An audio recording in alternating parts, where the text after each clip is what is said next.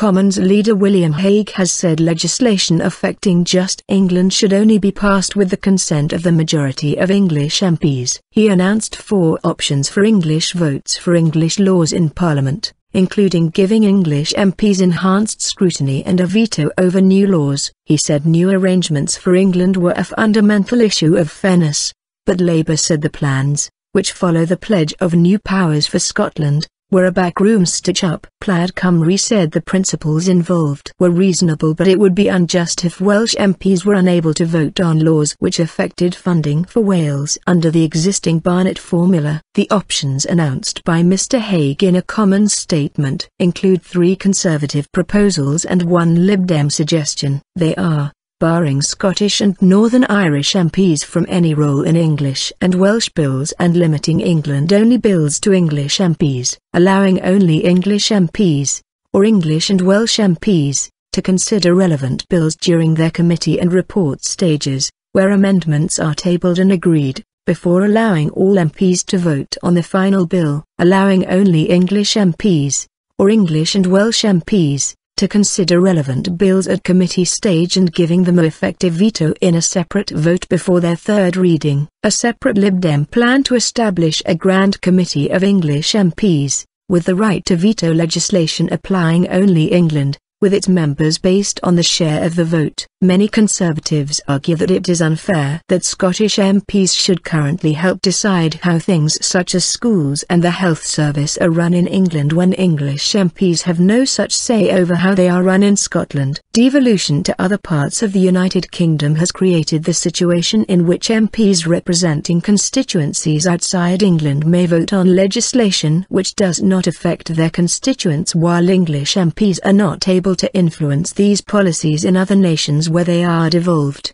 Mr Hague said. The Commons leader said the proposals built on the recommendations of last year's Mackay Commission, which supported the principle that Commons decisions with a separate and distinct effect for England should normally be taken only with the consent of majority of MPs sitting for constituencies in England. This principle would also apply to legislation relating to England and Wales only. Mr Hague added, just as the people of Scotland will have more power over their affairs, it follows that the people of England, Wales and Northern Ireland will have an opportunity to have a bigger say over theirs. The government's document acknowledges that determining which new laws may apply to England only or England and Wales only might be technically complex and subject to political debate. It suggests the Speaker of the House of Commons could be asked to rule on the territorial extent of bills, or that the whole of the Commons may be required to vote. Speaking for England, Labour said the plans were more in the interest of the Conservative Party than the country, arguing a wide-ranging constitutional convention was needed next year to give the public a loud voice. We do need to consider the way English MPs, or English and Welsh MPs, can have a greater say over legislation that affects only England or England and Wales, but what we must not do, only months after the Scottish people voted to keep our kingdom united, is allow our country to be divided by the back door, said its Justice spokesman Sadiq Khan. The opposition boycotted talks led by Mr Hague, putting forward its own proposals last week. These would create a committee of English MPs to scrutinise bills that would not apply elsewhere in the UK, and Conservative backbencher John Redwood said only an English Parliament would suffice. England expects English votes for English issues, and we expect simplicity and justice now, he told MPs. The chair of the Commons Political and Constitutional Reform Committee, Labour MP Graham Allen, said the proposals were a missed opportunity. England will remain under Whitehall control with a little different window dressing in a rubber-stamp parliament, he said. Government sees Parliament's role as delivering for Whitehall, not championing devolution to the localities of England. Tory trouble.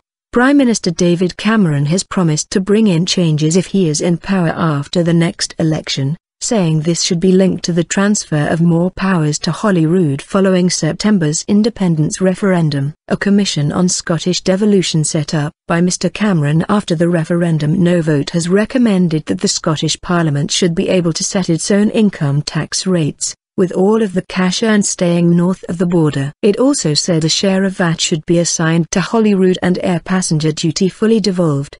But Professor John Curtis, from the University of Strathclyde, said he did not believe there would be agreement on the English question before the general election. He told BBC Radio 4's Today, although David Cameron started this particular ball rolling, and for a while at least it was a ball that did indeed cause the Labour Party considerable embarrassment, I think we are going to discover today that actually now he has got trouble on his own side of the House of Commons.